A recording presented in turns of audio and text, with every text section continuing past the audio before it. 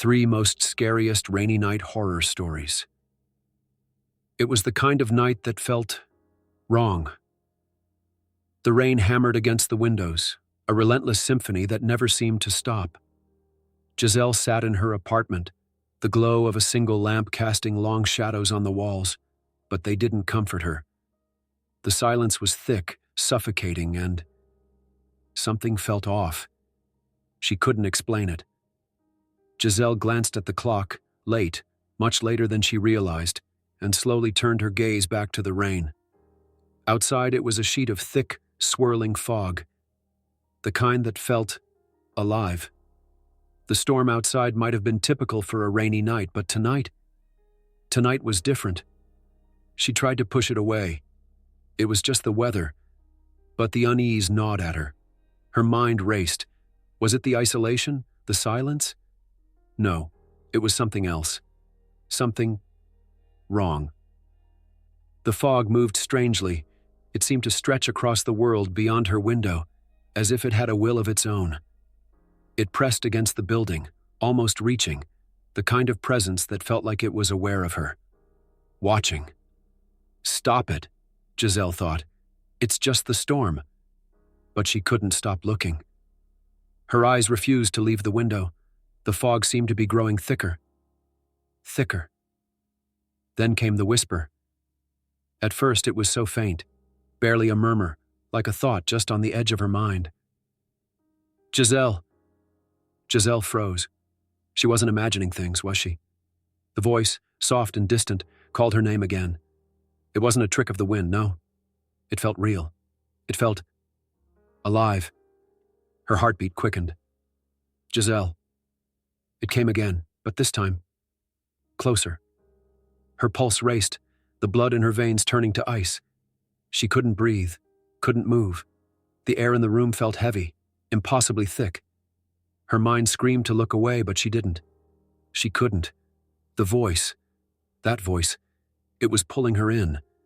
And for reasons she couldn't understand, she wanted to hear more. Giselle pressed her hand against the cold window, watching as the fog outside swallowed everything in its path. She leaned in closer. Giselle. It was clear now. Close. The voice wasn't just a whisper anymore. It was something other. The chill from outside crept through the glass, wrapping around her. Her breath fogged up the window as she leaned in closer, trying to see through the mist. Come closer, Giselle. She blinked. Could it be someone out there? Could it be real? The world outside was a blur. But no. The voice was deeper now. Deeper. Almost intimate. She stepped away from the window, shaking her head. This wasn't real. The tapping came next. It started slow, just a tap. A single sharp sound that broke the stillness, shattering the silence. Giselle froze. It was a sound that didn't belong. Tap, tap, tap. It was coming from behind her, or was it the door? Her breath caught in her throat. She turned her head, staring at the apartment door. The tapping grew louder, closer, tap, tap, tap. Each tap was deliberate, intentional, a rhythm that made her blood run cold. It wasn't a wind or the house creaking. No. This was something else. Her hand gripped the edge of the couch as she stood, heart pounding. Her legs felt weak, and her breath quickened. She stared at the door, paralyzed. Tap, tap, tap. The door wasn't opening. Not yet. But it was as if something was waiting for her. Giselle, the voice murmured again. So close now, she swore it was right beside her. Her body stiffened. She didn't move. The voice felt like it was inside her head. It's not real, she told herself, but her feet felt frozen to the floor. Her eyes darted around the room. Nothing. No movement. No one else. Just the shadows in the corners, the flickering light of the single lamp. Then, the door. It creaked, slowly. Creak. Her breath hitched. The door was opening, but she hadn't moved. She hadn't touched it. No, no, no, no. Tap, tap, Tap. It was faster now, urgent, unstoppable. Giselle. The whisper wrapped around her like a noose. Her hand was shaking as she reached for the doorknob. She didn't even realize she was moving until her fingers brushed the cold metal. The knob was locked. She never locked it. Her eyes flicked to the door. The tapping stopped for a moment. Her heart raced. It was silent. Too silent. The fear was palpable in the air, thick and suffocating. The lights flickered, and then, with a flicker that sent a jolt through her, the room plunged into darkness. Giselle's heart pounded as she fumbled for her phone. The light from the screen illuminated the shadows, but it felt like they were closing in on her, swallowing her whole. The tapping, now softer, like something, or someone, was waiting. She felt the presence before she saw it. A shape, in the corner of her eye. A figure, tall, too tall, moving just beyond the light. Giselle. Her breath caught in her throat. She snapped her head around, but the corner was empty. Empty, except for the darkness. It was too quiet. Her phone's screen seemed so small, so weak against the deep, suffocating dark.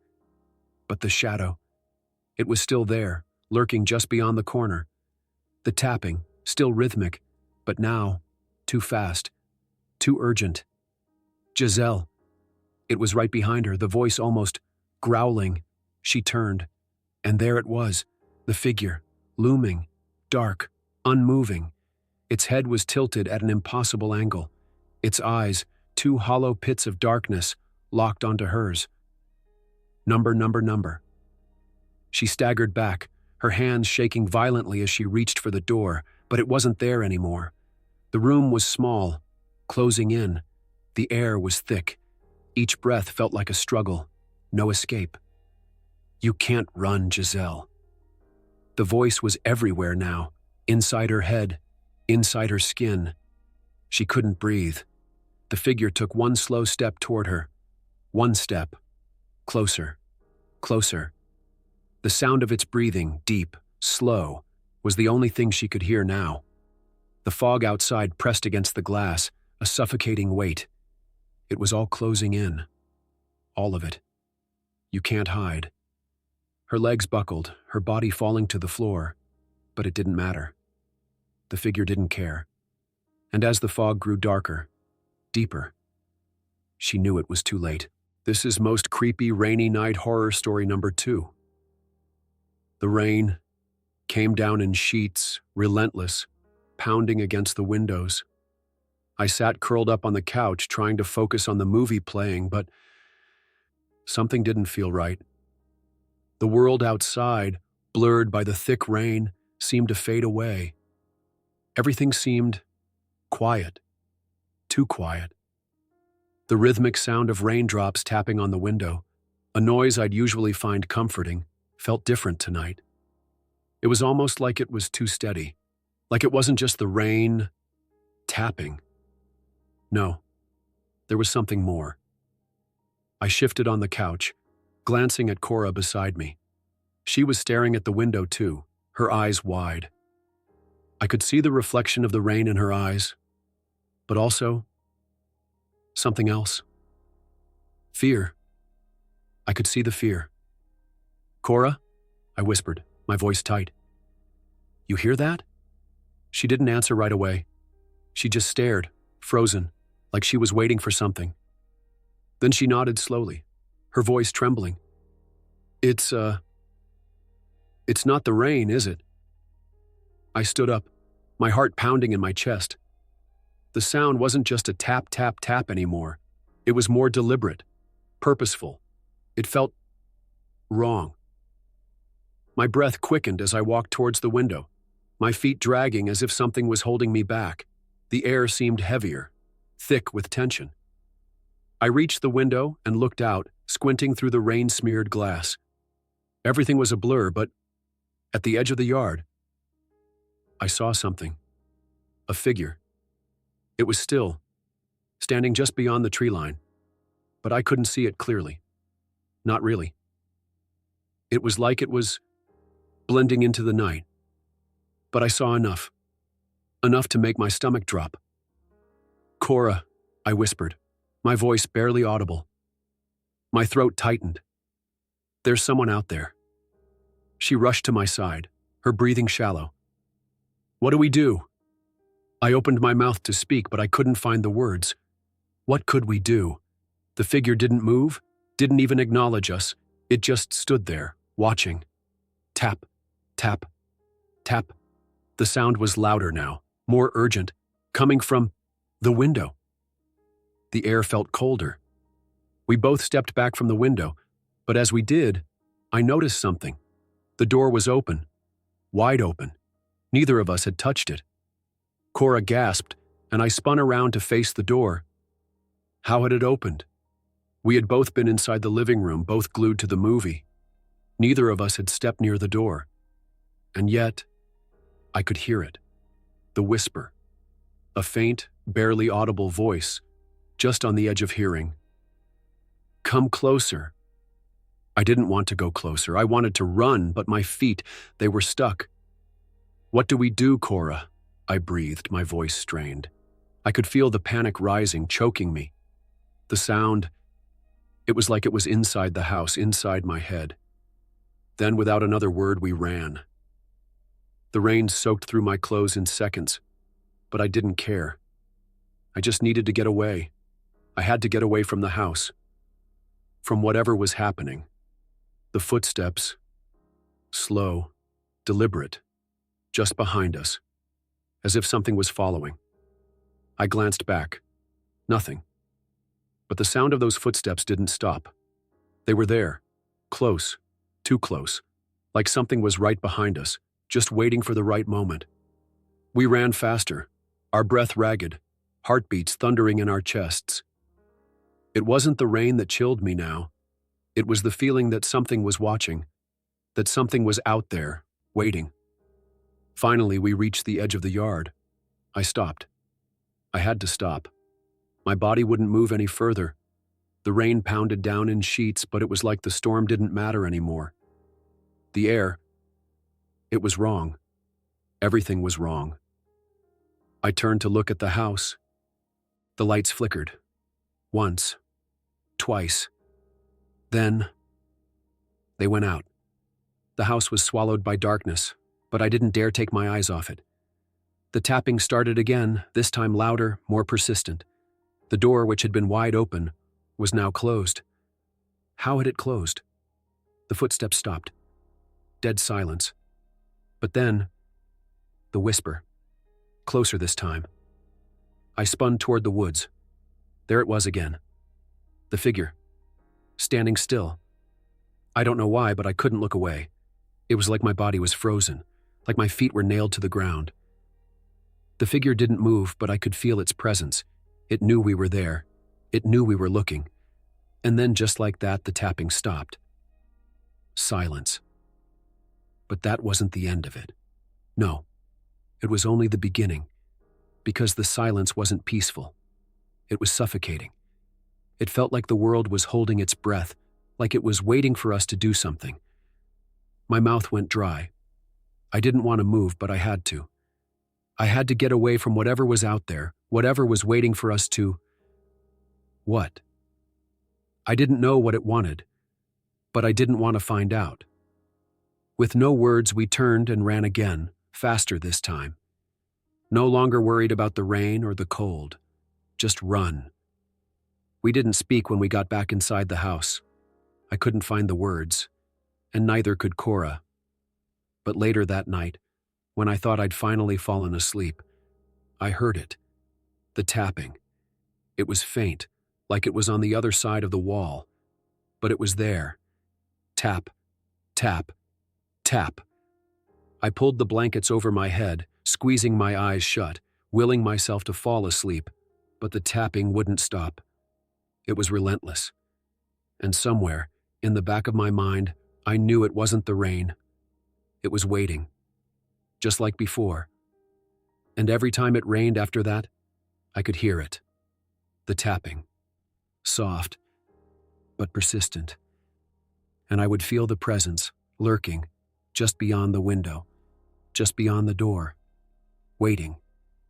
For me. This is Most Scary Rainy Night Horror Story number 3. The storm had crept in quietly at first, just a faint drizzle tapping gently against the window. But that was before the winds began to howl, tearing through the trees and making the house groan with every gust. Brixley sat by the fireplace, the flickering flames casting long shadows that danced across the walls. Shadows that seemed to move, just a little too much. Her fingers nervously tugged at the sleeves of her thick wool sweater, but the chill of the storm was already inside her, creeping down her spine. The house felt alive, too quiet, too still. She glanced at the mantelpiece clock, almost midnight. Brixley had always loved storms. She'd grown up with them, used to their power, their rhythm. The way the rain fell in sheets, the thunder rumbling far off like nature's warning. But tonight? It was different. The wind sounded different. It was like the house was holding its breath, waiting. A sudden bang echoed through the house. Brixley's heart jumped in her chest, her breath caught in her throat. What was that? She stood, her legs trembling beneath her as she moved toward the door. The wind picked up, rattling the windows in their frames. The house seemed to creak and groan, like something inside it was trying to break free. She peeked through the window. The porch was empty, the yard empty. It's just the wind, she told herself. Old house, old windows. Her voice was barely a whisper, even to herself, but she still couldn't shake the feeling that something was wrong, something out there. Another bang. She froze. No, that wasn't the wind. That sound was too real, too deliberate. Her pulse pounded in her ears. The house felt colder now. The chill in the air was not from the storm. It was something else. She moved back toward the door, slowly, cautiously. There it was again. A soft thump, almost muffled by the storm, but unmistakable. It wasn't outside. It was inside. Her heart pounded harder. She was sure she had heard something. Another step. She placed her hand on the door handle, her fingers ice cold. The house seemed to hold its breath. She twisted the handle. The storm was roaring now, almost deafening in its intensity. Tap, tap, tap. Her heart skipped a beat. The sound, so faint, so slow, was coming from the window. Brixley's breath hitched. Her legs didn't move. She wanted to look away, but her body refused. Her eyes were glued to that window. Please, she begged herself, please don't be what I think it is.